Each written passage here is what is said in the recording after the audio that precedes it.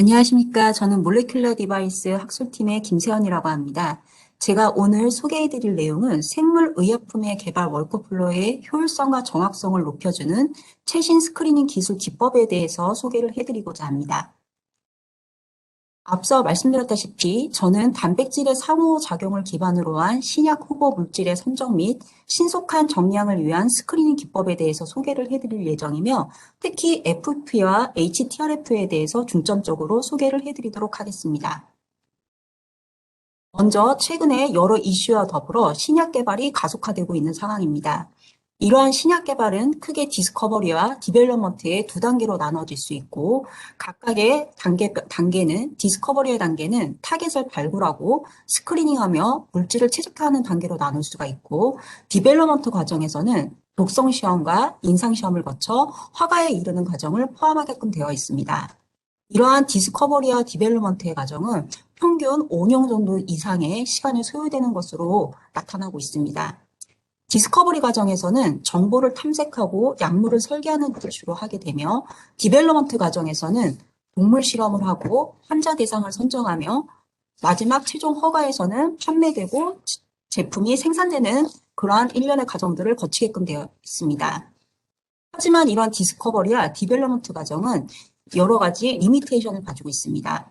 그중 디스커버리 단계는 탐색 비용이 과다하게 들고 또한 독성 시험 테스트를 진행하던 중에는 시행착오가 발생할 수 있다고 하는 부분이 있으며 임상 시험을 구성하는 부분에서는 환자군을 구성을 할 때 약간 난해함에 어려움에 닥칠 수 있다고 하는 어려움이 있습니다. 또한 허가 부분에서는 판매하고 생산된 이후에 사후 추적이 좀 어렵다라고 하는 그런 리미테이션을 가지고 있는 것으로 나타났습니다.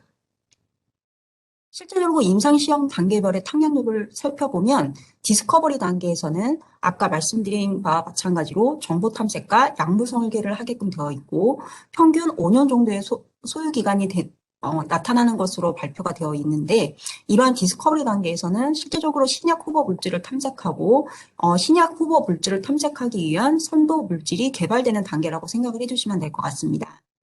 이러한 선도 물질이 개발되기 위해서는 후보군에 약 5천에서 1만 개 정도의 선도 물질들이 후보군에 오르게끔 되어 있고 실질적으로 임상까지 진행될 수 있는 물질은 이 중에서 약 50여 개만이 실제적으로 임상 후보군에 최종적으로 이룰 수가 있습니다. 그렇기 때문에 이렇게 평균 5년 이상이 걸리는 이런 디스커버리 단계에서의 탐색 비용이 과다하게 들고 또한 약물 설계에 어려움이 있기 때문에 이 부분을 스크리닝 작업을 통해서 조금 더 최소화시키고 효율적으로 진행하는 방법에 대해서 소개를 해드리고자 합니다. 기존에 이러한 여러 탐색 방법 중에 제일 많이 사용하시는 방법이 흑강을 이용한 엘라이저 방법을 제일 많이들 사용을 하셨습니다. 이러한 엘라이저는 프리퍼레이션, 인큐베이션, 컴플리션 과정을 거치고 또한 워싱 스텝을 가지고 있습니다. 이러한 엘라이저의 여러 스텝을 총 소요 시간으로 말씀을 드리면 한 4시간에서 5시간 정도의 소요 시간이 발생이 되고 또한 이러한 워싱 스텝 때문에 핸즈온 에러가 증가할 가능성이 매우 큽니다. 이러한 핸즈온 에러의 증가는 데이터 제한성에 문제를 일으킬 수 있고 또한 이런 워싱 스텝으로 인해서 재실험과 시약의 소모가 증가될 수 있으며 또한 시간적인 면에서 소요 시간이 길고 노동력이 증가될 수 있다고 하는 한계점을 가지고 있습니다. 그렇기 때문에 이런 워싱 스텝을 가지는 엘라이저의 이러한 고유한 클래시컬 메소드를 FP와 HTRF와 같은 효율적인 방법으로 변환을 시킨다면 워싱 스텝이 없기 때문에 센서티비티가 좋고 어큐러시가 높으며 결과를 빠르게 리드아웃 할 수 있다는 장점을 가지고 있고 또한 이러한 장점들로 인해서 하이 스루풋 스크리닝이 가능하다고 하는 장점을 가지고 있는 어세이 방법이라고 소개해드릴 수 있을 것 같습니다. 다시 한번 결론적으로 말씀드리면 HTRF와 FP는 엔자임 리액션이 없고 워싱 스텝이 없습니다. 이 의미는 발색 반응에 필요한 엔자임 리액션 스텝이 없다라는 의미이고 그렇기 때문에 시간이 절약될 수 있고 또한 바인딩된 샘플과의 분리를 위한 별도의 워싱 스텝이 없기 때문에 휴먼 에러의 감소뿐만 아니라 시간적인 차원에서도 절약이 될 수 있다고 하는 강점을 가지고 있습니다. 이렇게 워싱 스텝이 없는 어세이를 호모지니어스 어세이라고 명명을 하며 우리는 이러한 호모지니어스 어세이를 기반으로 하이스루프 스크리닝을 진행할 수가 있습니다. 그럼 먼저 플로로센스 폴라리제이션인 FP 방법의 구조와 기본 원리에 대해서 한번 설명을 드려보도록 하겠습니다. 플로로센스 폴라리제이션인 FP는 기본적으로 라이트 패스와 폴라라이징 필터로 구성되어 있는 옵티컬 시스템입니다. 이 장비 시스템에서 FP를 측정할 수 있는 방법에 대해서 간단하게 원리에 대해서 설명을 드리자면 스페시픽한 필터를 통해 진동이 전달이 되면 선택된 빛의 파장이 형광판을 통과하면서 일정한 방향으로 진동을 보이게 되는 원리를 기반으로 측정할 수 있게 하는 어세이 방법입니다.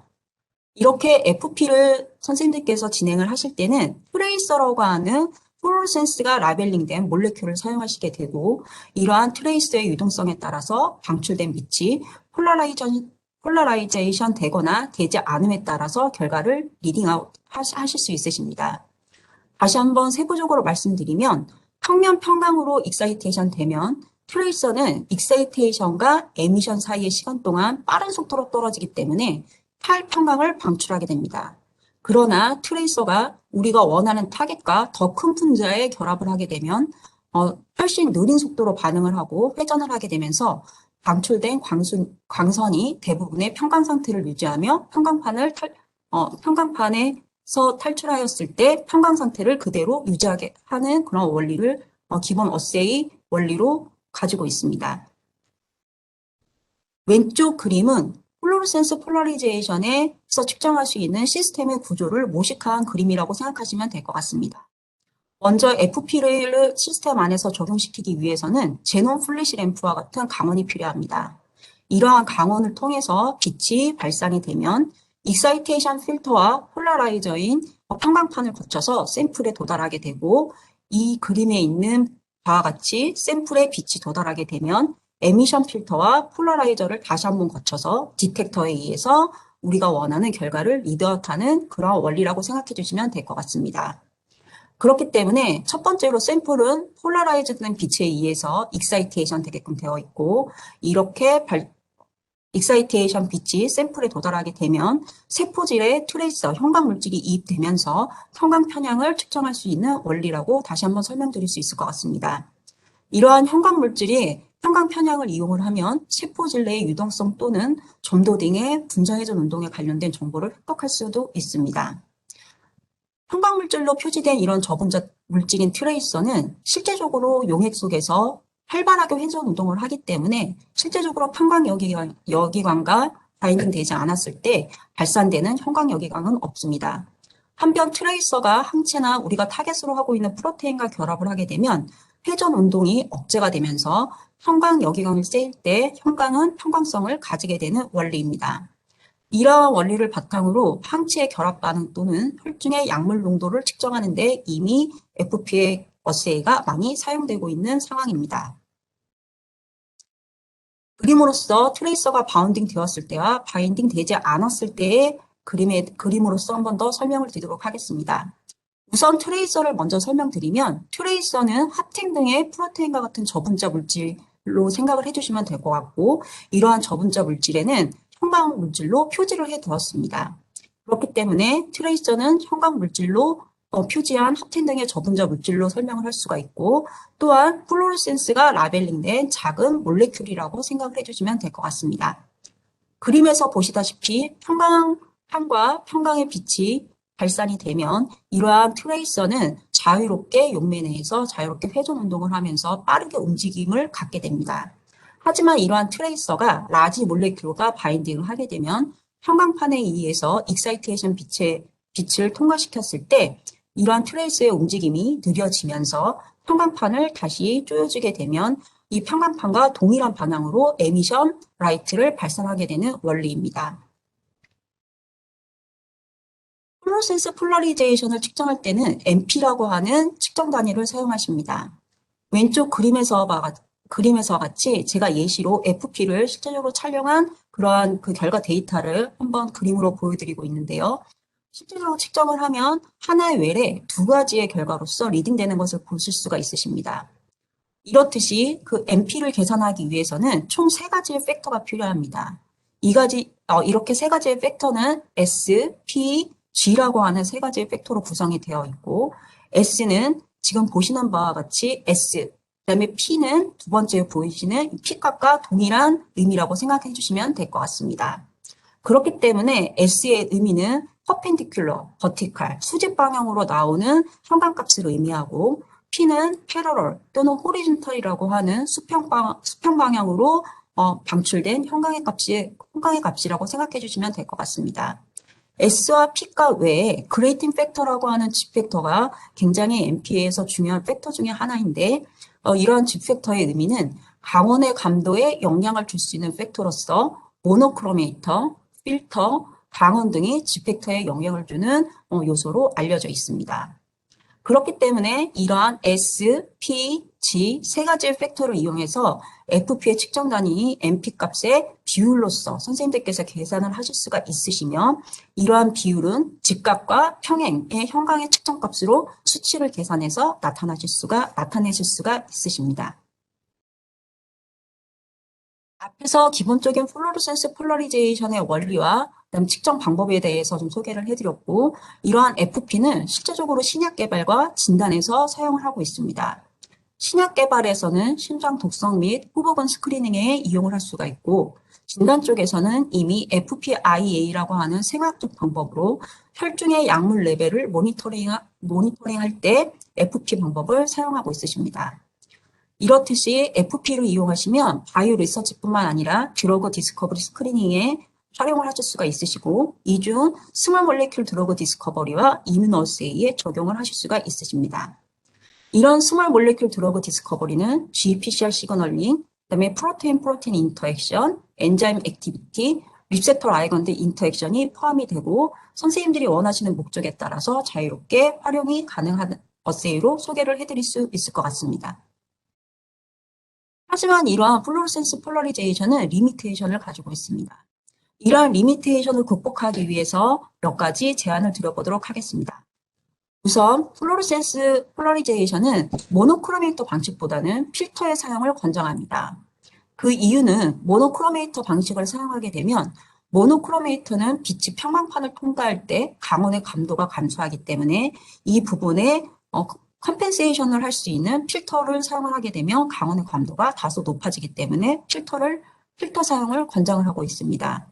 또한 실제적으로 사용되는 저분자 물질인 현광 물질인 그 트레이서는 익사이테이션 라이프 타임이 굉장히 짧습니다. 그렇기 때문에 작은 스몰 플로로센스 몰레큘인 트레이서가 아니라 좀 더 큰 라지 바이오 폴리머 트레이스를 사용하실 경우에는 용매 내에서 빛을 쬐어줬었을 때 로테이셔널 재배율 시간이 부족할 수 있기 때문에 우리가 원하는 정확한 어큐러시의 결과를 보장할 수가 없습니다. 또한 큰 프로테인을 두 가지 인터액션을 측정하는데 어려움을 가지고 있기 때문에 이 부분은 한계점으로 지적이 되고 있습니다. 또한 플로로센스 폴라리제이션은 컴파운드 오토플로로센스가 발생될 수 있습니다. 이러한 부분을 극복하기 위해서는 웰 또는 플레이트의 백그라운드 값을 가질 수 있는 플로로센스를 선측정한 이후에 결과값에서 이 값을 마이너스하여 계산해 주시면 되고, 또한 싸이5와 같은 좀 더 높은 파장대의 다이를 사용하시면 확연히 낮은 백그라운드 및 안정적인 데이터를 도출하는 데 도움이 될 수가 있습니다. 이러한 FP를 이용한 몇 가지 대표적인 어세이 방법에 대해서 소개를 해드리도록 하겠습니다. 먼저 허그입니다. 허그는 휴먼 에테로고고 릴레이티드 진이라고 알려져 있으며, 이러한 허그진은 실제적으로 카디오톡식 사이드 이펙트를 나타낼 수 있기 때문에 카디오톡시서티를 평가하실 때 중요한 채널로 인식이 되고 있습니다. 이러한 허그 포타슘 채널이 블러킹되면 LQT 신드롬을 일으킬 수 있고, 이러한 LQT 신드롬은 실제적으로 심장 독성에 영향을 일으키는 그런 신드롬으로서 실제적으로 FDA는 신약 개발 후보군 선정에 있어서 심장 독성을 확인할 수 있는 허그 채널의 블러킹 실험을 권장하고 있는 상황입니다. 그렇기 때문에 FP를 기반으로 한 이러한 허그의 채널을 확인하시는 데 있어서는 얼리 스테이지 단계에서 심장 독성을 일으킬 수 있는 컴파운드를 스크리닝하는 작업으로 선생님들께서 이용해 보실 수가 있으십니다. 왼쪽 그림은 허그가 발현되는 FP를 그림으로 한번 모식화시켜 보았습니다. 지금 그림에서 보시는 바와 같이 트레이서입니다. 트레이서가 허그 채널 프로테인과 바인딩 되게 되면 형광판을 통과하면서 형광과 같은 방향으로 형광빛을 발산을 하게끔 되어 있습니다. 하지만 이니비터인 이러한 컴파운드들이 허그 채널과 바인딩을 하게 되면 이 트레이서는 바인딩 되지 못하고 용매 내에서 자유롭게 회전 운동을 하며 형광판을 원하는 일정한 방향대로 통과할 수가 없습니다. 이러한 원리로 허그에 대한 FP 활용이 가능하시는 것으로 소개를 해드리고 다음은 이런 허그를 했었을 때 그 결과로서 한번 보여드리도록 하겠습니다. 지금 아래에 보시는 이러한 물질들은 허그의 심장 독성을 일으킬 수 있는 이니비션 그 블로커로 알려져 있습니다. 이러한 대표적인 블로커들을 이용해서 허그로 FP를 한번 측정해 보았습니다. 실제적으로 컨센트레이션의 농도가 높을수록 이러한 블로커들의 NP 값이 낮아짐을 확인할 수가 있었습니다. 실제적으로 이런 허글 포타슘 채널링 블러킹을 선생님들께서 관찰하실 때는 골든 스탠다드인 패치 클램프를 많이들 사용들 해주시고 그렇기 때문에 FP를 이용하여 허글을 어세이하였을 때 이러한 패치 클램프와 실제적으로 잘 알려진 블로커들 사이에 어떠한 코릴레이션이 있는지 관찰을 해보았습니다. 실제적으로 FP를 이용한 허그 채널의 결과를 보았을 때 이니비터리 컨센트레이션인 IC50 값은 실제로 패치 클램프와 거의 유사한 코릴레이션 된 결과를 보인다는 것들을 테이블에서 확인하실 수가 있으십니다. 또한 이런 FP를 활용할 수 있는 여러 방법 중에 앞서 설명드린 발리타 타이터의 IgG 스크리닝 방법을 소개해 드릴 수 있을 것 같습니다. 이런 IgG의 정량은 실제적으로 셀라인 디벨롭먼트 공정에서도 IgG의 퀀티테이션을 실시를 하는데 그 이유는 고효율의 세포주를 생산하기 위해서는 IgG를 정량을 함으로써 우리가 얼마나 고효율성의 그 세포주를 선별할 수 있느냐에 관건이 있습니다. 그렇기 때문에 이런 여러 단계 셀라인 디벨롭먼트 과정에서도 IgG의 퀀티테이션이 실제적으로 적용이 되고 이러한 IgG를 퀀티테이션을 발리타 타이터의 FP를 활용한 시약을 사용하게 되면 토탈 어세이 타임을 10분 이내에 시간을 절약함으로써 IgG를 정량하실 수 있으십니다. 그림에서 보시는 바와 같이 IgG가 바인딩 될 수 있는 프로테인 G로 코팅되어진 플레이트를 사용을 하고 여기에 샘플을 바인딩을 하면 10분 이내에 FP에 대한 방법으로 선생님들께서 원하시는 결과를 측정할 수 있는 원리입니다. 다시 한번 좀 더 정확하게 좀 설명을 드려보도록 하겠습니다. 아까 말씀드렸다시피 96의 플레이트는 IgG와 바인딩할 수 있는 펩타이드인 프로테인 G가 형광으로 코팅되어 있습니다. 이 플레이트에 샘플을 반응을 시키고 바인딩을 시켜주게 되면 이런 프로테인 G가 반응이 느려지면서 형광판을 띄워줬었을 때 형광판과 동일한 방향으로 형광빛을 발산하게 되는 원리로서 IgG를 디텍션 하실 수가 있으십니다. 기존에는 IgG를 위한 그 메소드로 HPLC나 옥텟과 같은 방법을 주로 골든 스탠다드로 많이 사용하셨고 또한 이 외에 시간이 많이 소비되는 엘라이저와 같은 방법들도 많이 사용들 하셨습니다. 하지만 이렇게 발리타 타이터 어세이를 이용해서 IgG를 스크리닝 하신다면 시간을 절약할 수 있고 또한 하이 센시티비티의 결과를 획득하실 수 있는데 도움이 될 것으로 예상을 하고 있습니다. 다음은 앞서 말씀드렸다시피 옥텟과 엘라이자, HPLC와 발리타 타이터를 비교를 해보았습니다. 비교를 해보았을 때 발리타 타이터 FP 어세이를 이용하였을 때 토탈 어세이 타임과 샘플 볼륨에서 확연히 효율성이 좋은 결과를 보였고 메저먼트 레인지도 발리타 타이터의 IgG에 어떠한 키트를 사용하시느냐에 따라서 2.5에서 최대 1000까지의 레인지의 범위에서 선생님들께서 확인하실 수가 있으십니다. 또한 발리타 타이터의 프리시전은 2mP 선생님들께서 최저 농도로 확인하실 수 있기 때문에 다른 기본적인 골든 스탠다드와 클래시컬한 메소드에 비해서 발리타 타이터의 IgG를 사용하셨을 때 센시티비티가 높고 좀 더 빠르고 효율적으로 이용할 수 있는 어세이다라고 소개를 해드릴 수 있을 것 같습니다. 다음은 HTRF에 대해서 소개를 해드리도록 하겠습니다. HTRF라고 하는 어세이는 TRF와 프렛이 합쳐진 어세이 방법입니다. 이렇게 HTRF가 나오게 된 먼저 탄생에 대해서 배경에 대해서 먼저 설명을 드리도록 하겠습니다. 일반적으로 선생님들께서 가장 많이 사용하시는 방법들이 흑강과 형강, 발광입니다. 이 중에 일반적인 플루로센스의 방법은 리미테이션을 가지고 있습니다. 이 리미테이션은 일반적으로 형광을 측정하실 때 형광의 측정은 실제적으로 나노초 단위로 발생을 하게끔 되어 있고 일시적으로 방출되는 플루로센과 같은 형광단을 사용하시면서 일반적으로 형광을 측정을 하십니다. 하지만 실질적으로 이 짧은 시간 안에 샘플의 익사이테이션과 에미션 측정이 거의 동시에 발생하는 것으로 나타나고 그렇기 때문에 웰 또는 샘플로부터 방출되는 일시적인 광선으로 익사이테이션 되는 라이트는 보통 백그라운드가 높은 값을 가지게 된다라고 하는 한계점을 가지고 있습니다. 이러한 플루로센스 인텐서티 리미테이션 때문에 HTRF에 대한 어세이가 개발이 되었고 앞서 말씀드린 TRF와 프렛에 대해서 조금 더 상세하게 설명을 드려보도록 하겠습니다. TRF는 Time Resolved Fluorescence의 약자입니다.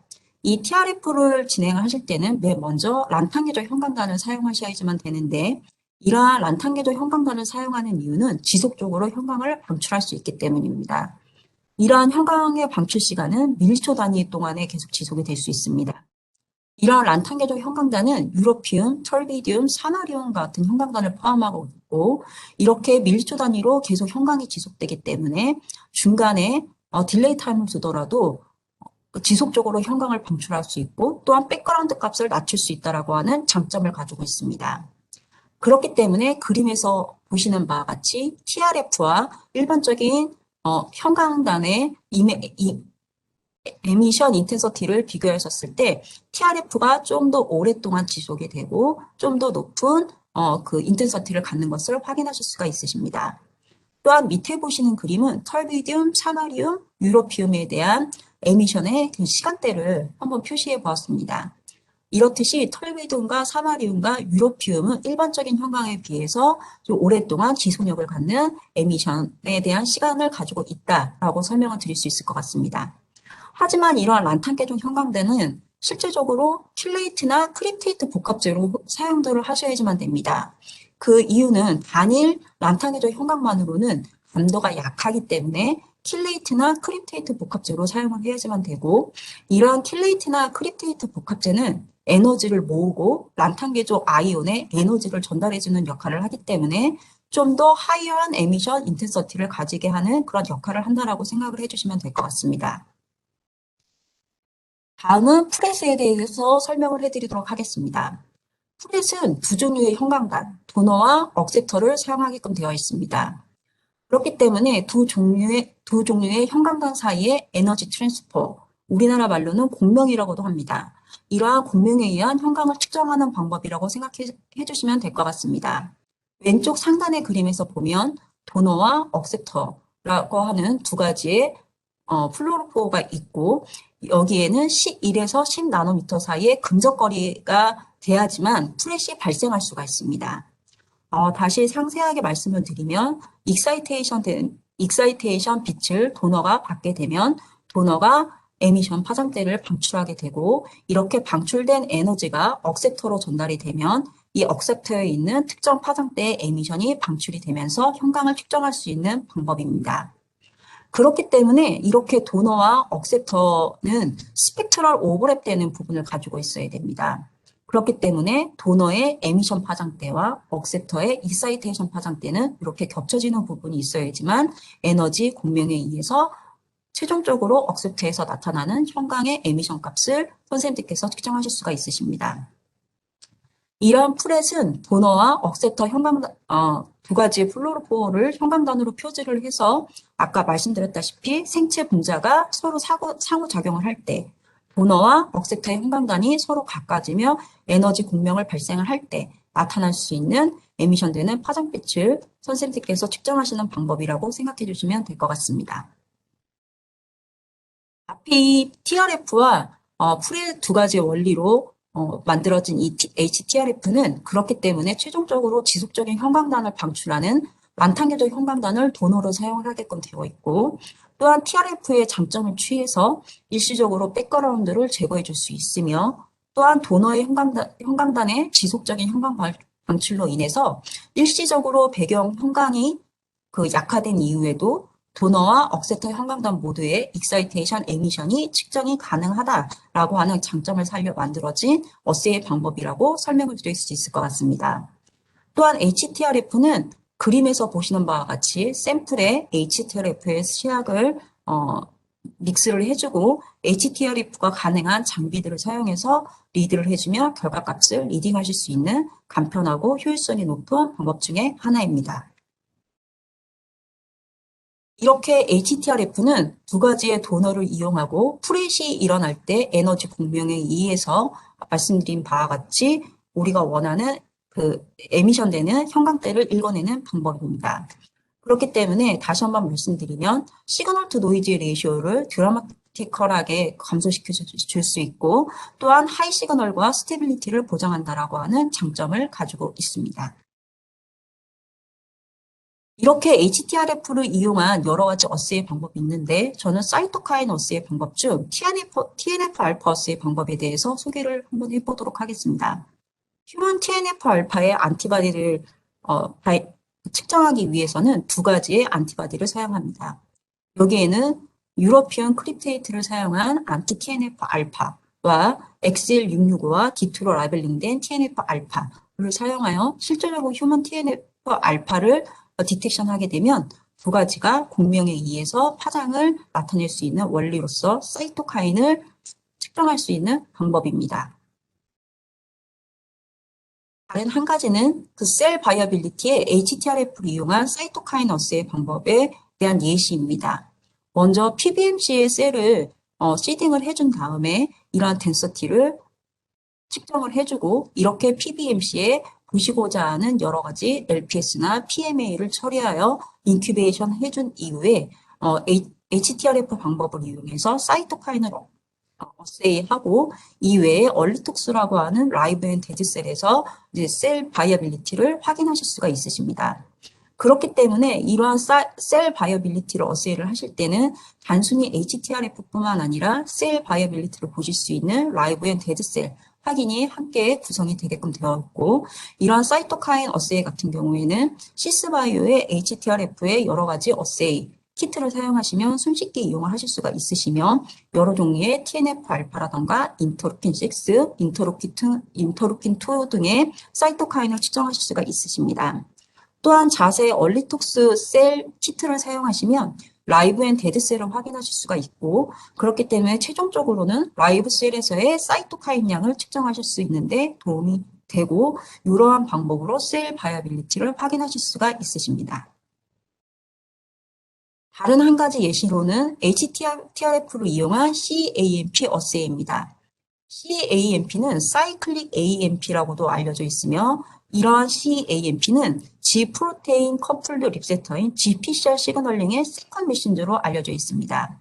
여러 가지 약제 반응이나 어세이 바인딩 실험을 하실 때 이러한 CAMP 시그널링들을 이용하시기 때문에, 이러한 CAMP HTRF를 이용하시면 셀룰러 안에 있는 프리 사이클릭 AMP의 정량을 하실 수가 있으십니다. 다음 그림에서 보시면 먼저 GPCR에 라이간드가 바인딩이 되고, 이렇게 라이간드가 바인딩이 되면 라이간드의 컨포메이션 체인지가 되면서 립세터와 G프로테인을 활성화시킵니다. 이렇게 G프로테인과 립세터가 활성화가 되면 아데닐레이트 사이클레이즈에서 프리 CAMP가 레귤레이션 되게끔 되어 있습니다. 이런 CAMP를 측정할 수 있는 HTRF의 키트는 프리 CAMP와 D2로 라벨링된 CAMP의 컴퓨테이션을 통해서 측정하실 수가 있으시며, 실제적으로 그 셀룰러 CENP가 증가하면 증가할수록 프레센 감소하는 그런 결과로서 측정하실 수 있는 방법이라고 소개를 해드릴 수 있을 것 같습니다.